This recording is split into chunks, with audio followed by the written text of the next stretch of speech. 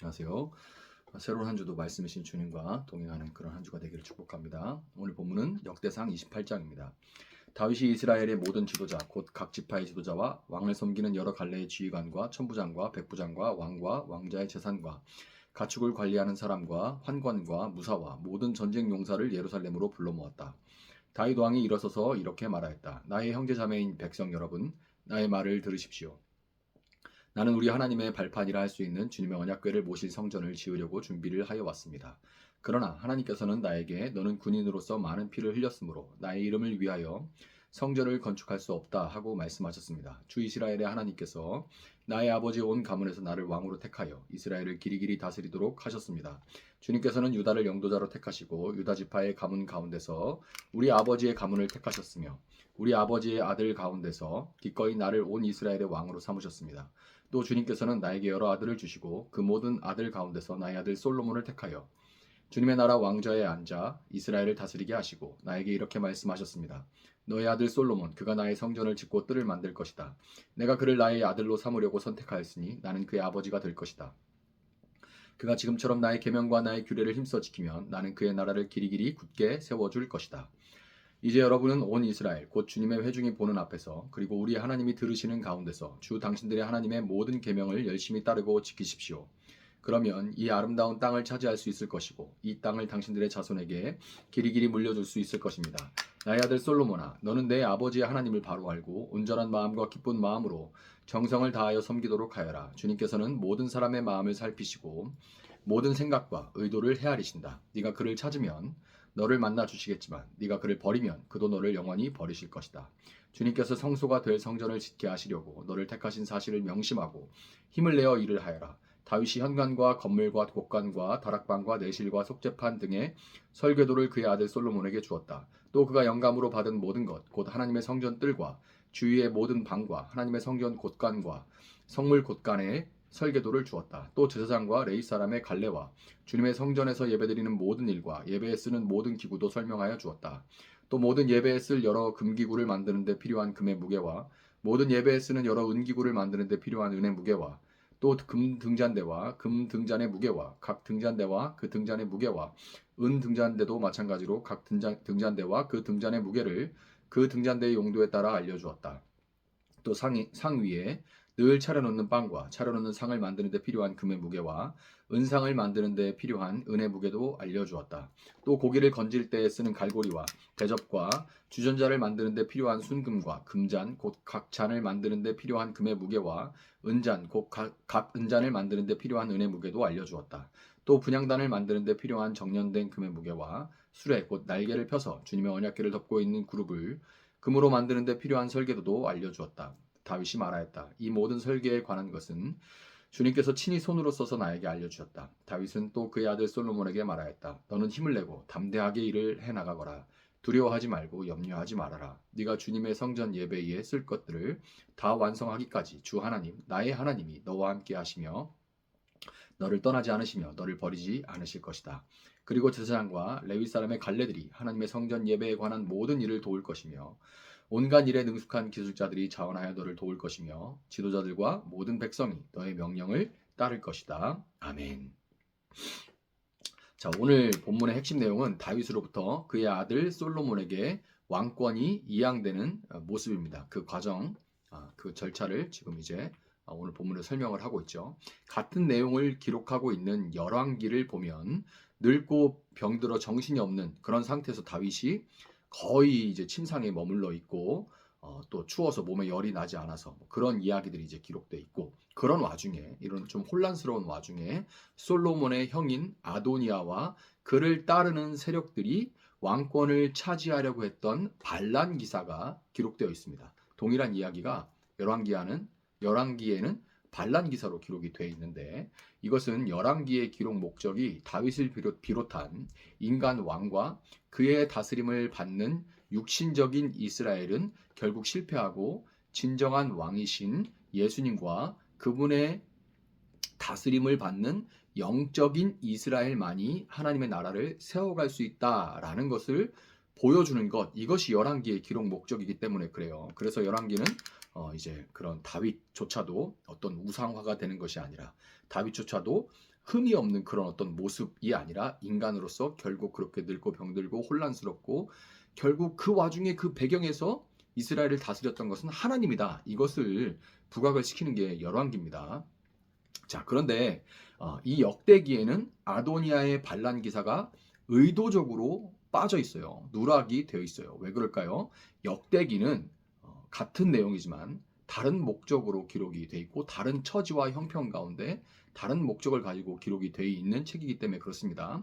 역대기는 다윗으로부터 솔로몬에게 왕권이 합법적으로 전해졌다. 다윗으로부터 솔로몬에게 왕권이 합법적으로 전해졌다라는 그 사실을 강조함으로써 성전, 곧 하나님의 나라를 이 땅에 시작하고 세워가는 일이 성부 하나님으로부터 성자 예수님께 합법적으로 전해졌다라는 사실을 보여주기를 원하기 때문입니다. 본문 4절에서 다윗은 주 이스라엘의 하나님께서 나의 아버지의 온 가문에서 나를 왕으로 택하여 이스라엘을 길이길이 영원히라고 개역개정에 기록되어 있어요. 길이길이 다스리도록 하셨으며 나를 온 이스라엘의 왕으로 삼으셨다. 이렇게 말을 합니다. 하나님만이 영원토록 온 땅의 왕이시라는 것을 부각하고 있는 거죠. 그런데 6절에서 하나님은 너의 아들 솔로몬 그가 나의 성전을 짓고 뜰을 만들 것이다. 내가 그를 나의 아들로 삼으려고 선택하였으니 나의 아들로 삼으려고 선택했다. 나는 그의 아버지가 될 것이다. 이렇게 하나님이 말씀을 하십니다. 솔로몬이 하나님의 아들이고 하나님은 솔로몬의 아버지다라는 뜻이죠.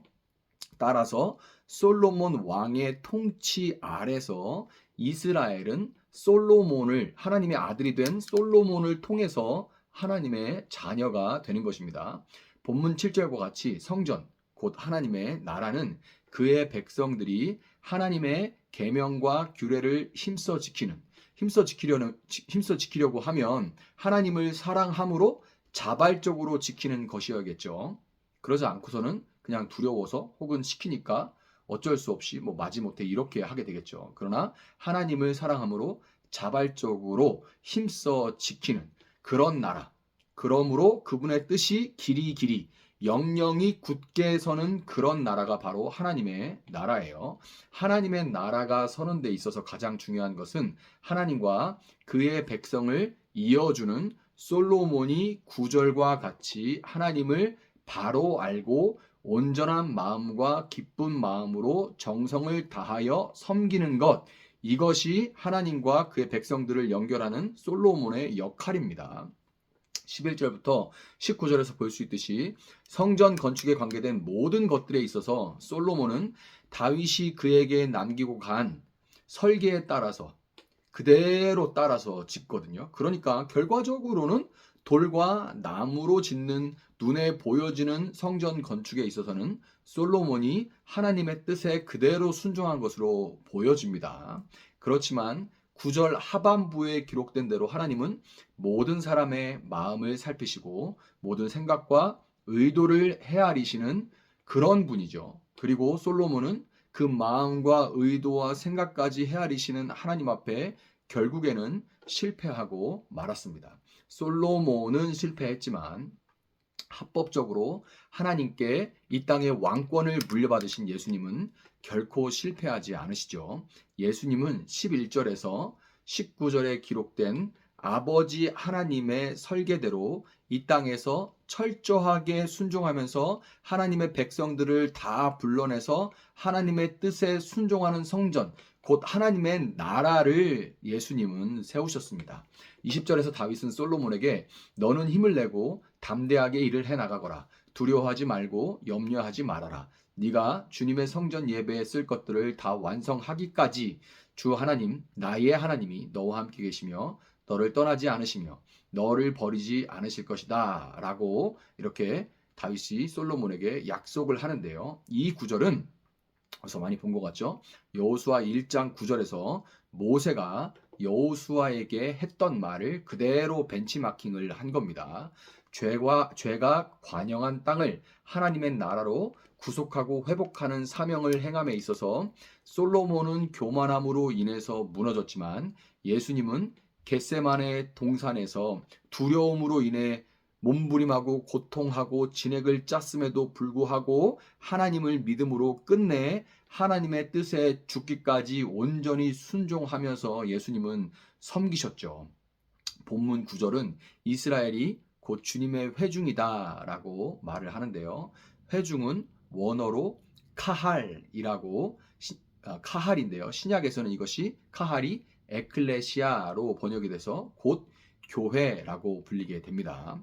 예수님의 철저한 순종으로 말미암아서 솔로몬은 그러지 못했지만 예수님은 철저하게 순종하심으로 말미암아 그분을 통해 하나님의 합법적인 아들 된 예수님을 통해 이스라엘 백성들이 솔로몬을 통해 하나님의 자녀가 된 것처럼 우리도 하나님께 속한 하나님의 자녀된 교회, 곧 주님의 회중은 아름다운 땅인 하나님의 나라를 차지하고 길이길이 영원히 그 땅을 세워갈 수 있게 된 겁니다. 예수님이 오시기 수백 년 전에 쓰인 역대기의 의도와 의미를 분명하게 아시는 이 예수님은 이런 의도를 모르고 역대기를 보면 수백 년 전에 예수님이 오시기 전에 이 모든 일들을 통해서 예수님이 오시는 길을 준비하고 있는 역대기를 이런 의도를 배경을 모르고 보면 그냥 너무너무 지루한 족보처럼 그냥 보이고 열왕기에서 있었던 일이 그대로 반복되는 그런 좀 불필요한 책들처럼 보일 수 있지만 그러나 이 역대기에는 이런 예수님이 오시는 길을 준비하고 있는 이런 내용들이 담겨 있어요. 이 의도를 너무나도 잘 아시는 예수님은 마태복음 28장 18절에서 이렇게 말씀하십니다. 나는 하늘과 땅의 모든 권세를 받았다. 그러므로 너희는 가서 모든 민족을 제자로 삼아서 아버지와 아들과 성령의 이름으로 세례를 주고 내가 너희에게 명령한 모든 것을 가르쳐 지키게 하여라. 보아라. 내가 세상 끝날까지 항상 너희와 함께 있을 것이다. 아멘. 여러분, 우리의 그럴듯함보다 예수님의 합법성이 더 중요합니다. 솔로몬의 합법성이 중요했던 것처럼 예수님의 합법성이 우리의 어떠함, 우리의 그럴듯함보다 훨씬 중요합니다. 자꾸만 넘어지며 하나님의 뜻을 망각하는 우리의 연약함보다 예수님의 신실하신 순종이 더 큽니다. 솔로몬은 실패했고 그의 나라는 영원할 수 없었지만 하나님의 아들 예수님을 통한 하나님의 나라는 영영이 선다는 것을 여러분 믿으시고 오늘 세상 앞에 한없이 움츠러드는 그 어깨를 펴고 다시금 믿음으로 세상을 향해 여호수아와 같이 두려워하지 말라, 담대하라, 하나님이 언제까지나 너와 함께 하실 것이다 라는 그 말씀을 붙들고 모세를 통해서 여호수아에게, 다윗을 통하여 솔로몬에게, 예수님을 통하여 우리에게 그대로 전해진 이 말씀을 붙들고 담대하게 걸어나가는 여러분들 되시기를 예수님의 이름으로 축복합니다. 잠시 기도하겠습니다. 사랑하신 주님 감사합니다. 오늘도 저희에게 말씀을 주심으로 이 새날을 말씀으로 열어가게 하시니 참으로 감사합니다.